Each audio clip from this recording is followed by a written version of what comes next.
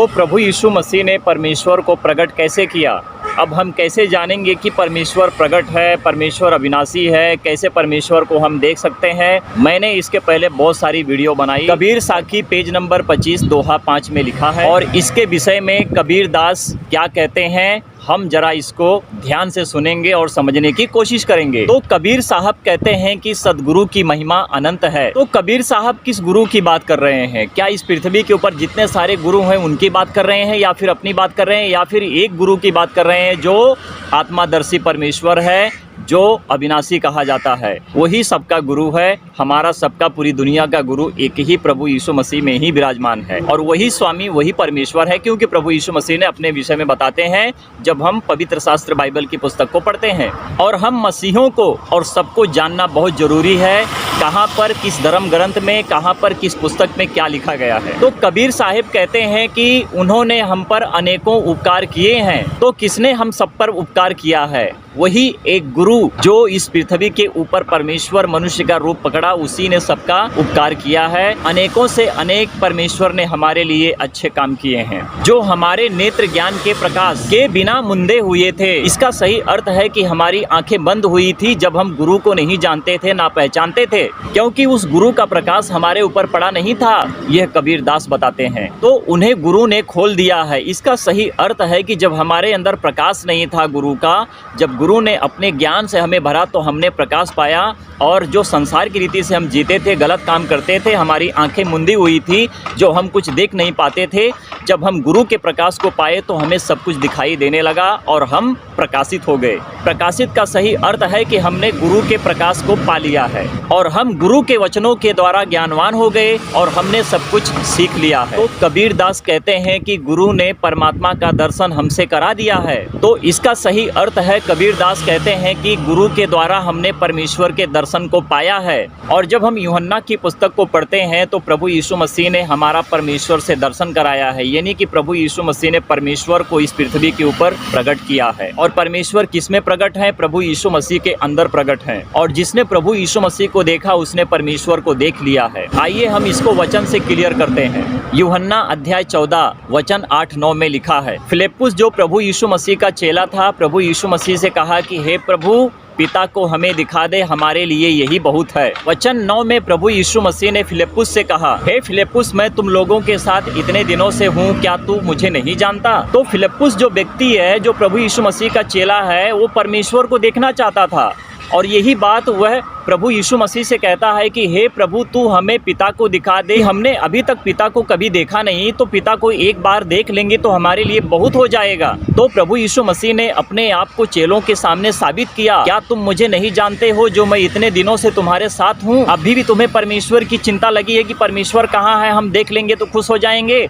मैं ही वो परमेश्वर हूँ, जिसने मुझे देखा उसने पिता को देख लिया है। तो प्रभु यीशु मसीह ने फिलिप्पुस और अपने चेलों से कहा कि जिसने मुझे देखा उसने पिता को देख लिया है। तो प्रभु यीशु मसीह पिता में ना होते, पिता प्रभु यीशु मसीह में ना होते, तो प्रभु यीशु मसीह क्यों कहते कि जिसने मुझे देखा उसने पिता को देख लिया है? तो प्रभु यीशु मसीह के अंदर जो अविनाशी आत्मा है, प्रवेश किया है, वही प्रभु यीशु मसीह उस अविनाशी परमेश्वर को इस पृथ्वी के ऊपर प्रकट किया है। और हम सब ने देखा जब विश्वास किया, और हमारा विश्वास एक राई के दाने के बराबर हुआ। क्योंकि मनुष्य के कहने से समुद्र सूखता नहीं है, समुद्र खरा है, और खरा जिसे कहते हैं नमक है, और नमक में कभी कीड़े नहीं पड़ते, परंतु मीठे पानी में कीड़े पड़ जाते हैं। तो जिस तरह से खरा समुद्र है, उसी तरह से खरा प्रभु यीशु मसीह का वचन है, और वचन ही तो परमेश्वर है। और जिसने प्रभु यीशु मसीह को देखा उसने परमेश्वर को देख लिया है। और प्रभु यीशु मसीह फिलिप्पुस से कहते हैं, तू क्यों कहता है कि पिता को हमें दिखा? तो प्रभु यीशु मसीह को छोड़ और कोई पिता होता और कोई आत्मा होती तो प्रभु यीशु मसीह उसके विषय में कहते कि हाँ चलो मेरे साथ चलो, मैं तुमको उस पिता से मिलाता हूँ, उस पिता को दिखाता हूँ। तो प्रभु यीशु मसीह ने कह दिया कि मैं ही वो पिता हूँ, जो मेरे अंदर पिता बैठा है, मैं पिता में हूँ, पिता मुझ में है, क्योंकि मैं और पिता एक है। यूहन्ना 10:30 में लिखा है। तो प्रभु यीशु मसीह ही परमेश्वर है, प्रभु यीशु मसीह ही इस पृथ्वी के ऊपर प्रकट हुआ है और वही परमेश्वर है। और परमेश्वर मनुष्य के रूप में इस पृथ्वी के ऊपर प्रकट हुआ है, जिसे कहते हैं आत्मा अविनाशी है। अविनाशी आत्मा को कोई देख नहीं सकता है। आत्मा का जन्म नहीं होता है, आत्मा का मरण नहीं होता है, शरीर का मरण होता है, शरीर का जन्म होता है। और प्रभु यीशु मसीह ने इस पर बताया हुआ है कि आत्मा के मांस और हड्डी नहीं होते। आत्मा कहीं पर भी प्रवेश करता है, आत्मा कहीं पर भी आता जाता है, क्योंकि प्रभु यीशु मसीह के अनुसार शरीर से कोई लाभ नहीं है।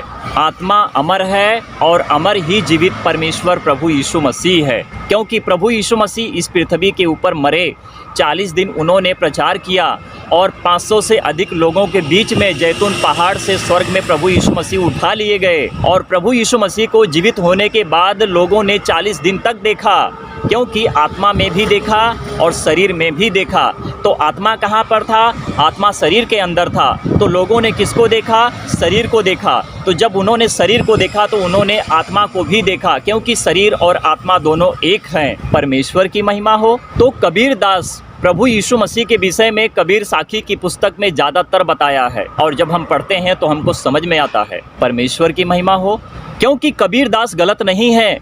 कबीर दास अपने लाइन पर सही है, क्योंकि वो परमेश्वर के सच्चे भक्त हैं। परंतु शैतान गलत है, शैतान ही दोगला है। और जो मैंने ये बातें बताई है शैतान दोगला, वो आप जानते हैं कि वो कौन है, क्योंकि मनुष्य के अंदर विरोध डालने वाला यही इब्लिस शैतान है, जो मनुष्य के अंदर बैठकर उनसे बुरा कर्म करवाता है और उनको स्वर्ग में नहीं परंतु उनको नरक लोक में लेके जाता है। और नरक लोक इसी पृथ्वी के ऊपर है, जिसको कहते हैं परलोक। और धाम लोक वहाँ पर है जहाँ पर कृष्णा है, वापस आ नहीं सकते इस पृथ्वी के ऊपर। और सतलोक उसको कहते हैं जो उसके नीचे है, और वहाँ पर आत्मा का न्याय होता है। और स्वर्गलोक उसके नीचे है, जहाँ पर प्रभु यीशु मसीह है। वहाँ पर मनुष्य के रहने के लिए, उनकी मुक्ति का, मोक्ष का न्याय होकर प्रभु यीशु मसीह के साथ रहने के लिए उनके लिए जीवन है। परमेश्वर की महिमा हो। मैं धाम लोक, सतलोक और मृत्यु लोक, जिसे कहते हैं परलोक, स्वर्ग लोक के विषय में मैं एक वीडियो जरूर बनाऊंगा और आप सभी लोगों के सामने सच्चाई के सबूत के साथ लेके आऊंगा। तो जो कोई मेरी वीडियो देखे, परमेश्वर के वचन को सुने, तो परमेश्वर के वचन को एक दूसरे को शेयर करें कि लोग जाने, सच्चाई को जाने, परमेश्वर को जाने, प्रभु यीशु मसीह को जाने, पवित्र आत्मा को जाने, यहोवा को जाने, और प्रभु यीशु मसीह पर विश्वास करके परमेश्वर तक स्वर्ग में पहुंचे। परमेश्वर की महिमा हो। आमीन।